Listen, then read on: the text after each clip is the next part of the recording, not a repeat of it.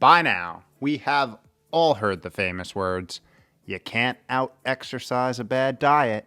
And I think at this point we just all nod and roll our eyes, secretly thinking, I bet if I really went after it, I could eat whatever I want, whenever I want, no consequences, no issues, right? But even if that were the case, this one staple of Western society may just put the icing on this sweet dreams coffin. I think that made sense, at least according to this new research. Let's take a look. Yo, what is up? Welcome back to another week of How to Health. My name is Kevin. I run liftandbalance.com, where we take aim at all things health and longevity and do it in an odd, weird, interesting, and highly sarcastic way. Today we are talking about the top dog when it comes to ultra-processed foods, and how consuming this non-delicacy on the reg can even escape the biological boosting effects of consistent exercise, and significantly increase one's risk for cardiovascular disease, or the number one killer in Western society. And here's the crazy part. What we're talking about today isn't even a food. It's a drink. A drink scientifically known as a SSB, or sugar-sweetened beverage. Fruit juice, soda pop, Gatorade, Powerade, Punch, Tang, cocktails, mimosas, Cosmos, margaritas, or any other drink that is accompanied by a bundle of sugar to add or straight up make its appeal. And before you roll your eyes saying, here's another health dude coming after my favorite drink, let me shed some light on why they are likely so problematic. Reason number one being they are quick-acting sugar bombs, which place a tremendous amount of stress on the consumer's body, aka you, without being able to send substantial feedback to the brain to stop drinking more. A quality that real whole foods have mastered over millions of years. But that's not all. Let's keep unpacking, why don't we? Second, they are designed. Let me repeat. Designed with the suboptimal combo of being energy dense and nutrient scarce, produced with the intention of tickling your taste buds and dripping that dopamine, not nourishing you. And if right about now you're thinking, why does it matter or differ if I get 50 grams of sugar from eating an apple or drinking a glass of apple juice? Good question. Let me break it down, because there's actually quite a lot. The main difference is with the delivery. One being delivered through nature's natural mechanism, the one that we've evolved millions of primate years accustomed to, and the other is, well, not. You see, the intense processing strips out a lot of the vital nutrients, vitamins, minerals, and fiber, leaving you holding an often artificially flavored and colored looking concoction. And because this form is lacking the complex fibers which accompany real whole foods, the sugar gets absorbed extremely quickly, driving an influx of fructose, glucose, and who knows what additives into circulation nearly instantly, instead of in a slow and controlled manner, as nature intended. This provokes an unwelcome stress test to many of our organs, like the liver, all while not initiating any significant satiety signal back to the brain to tell it that we're full. So to recap our not so imaginary scenario, in 2 minutes or less, you just chugged 50 grams of sugar, which got absorbed immediately, and there's a high probability you're still craving more. Yikes? Anyone? And when this siege is ongoing, think years, it leads to visceral fat buildup, both on and around organs, cellular fatigue, such as with the insulin-producing beta cells of the pancreas, mitochondria dysfunction, dyslipidemia, aka cholesterol problems, and longevity liability numero uno, chronic inflammation, setting the stage for impairment and dysfunction of these organ systems, directly affecting key health biomarkers such as blood sugar, cholesterol levels, and blood pressure, and ultimately increasing one's risk for disease, like the top killing one on the planet, cardiovascular disease. Now, I know what you're thinking. Again, how bad could a little indulgence every once in a while be? I mean, you gotta live, right?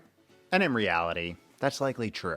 it is unlikely that the occasional sweetened beverage will lead to your demise. But as we know, it's a slippery slope, one of which we may not be able to exercise our way out of.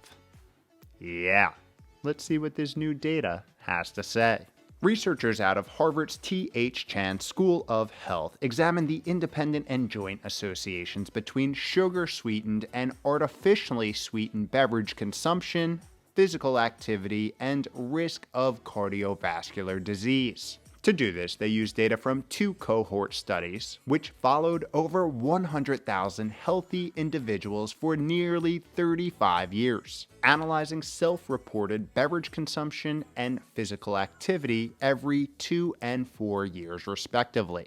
The researchers tracked incidence of cardiovascular events and used statistical models to calculate hazard ratios for different levels of beverage intake and physical activity. So, can exercise extinguish this liquid sugar curse?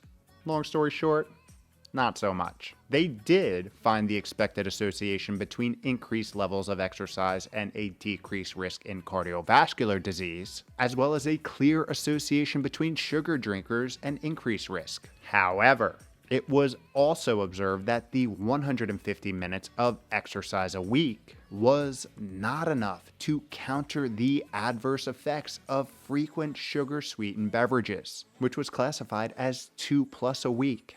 Yeah, relatively low, with the hazard ratio clocking in at 1.15, or a 15% relative increase in risk for these movement enthusiasts who enjoy sugary soft drinks. However, and interestingly so, artificially sweetened drinks were not found to be associated with an increased risk of cardiovascular disease. Huh, you don't say.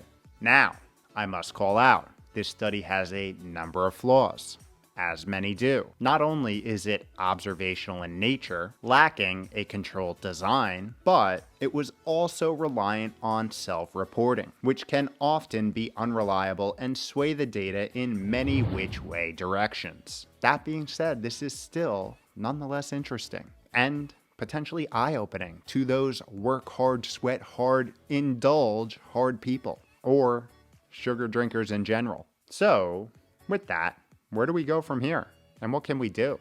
Well, a good first step, as always, would be to perform a little self-assessment on how much or how little you partake in this sugar-sweetened beverage rodeo. From here, it may be worth an introspective look and question why you like your go-to sugary drink in the first place. Is it the taste, temperature, carbonation, all of the above, or other? And with that information, start looking for alternatives or a healthier swap. For example, my fixation back in the day was with the carbonation, so I found a happy alternative with sparkling mineral water. Maybe you're a fan of the taste, and a minimalistic, artificially flavored alternative may be the best option. In moderation, of course. Another important question to ask is, how are you consuming your sugars? Is it typically in the form of processed foods and sugary drinks, which, as you can see from research like this, does not paint a pretty metabolic picture,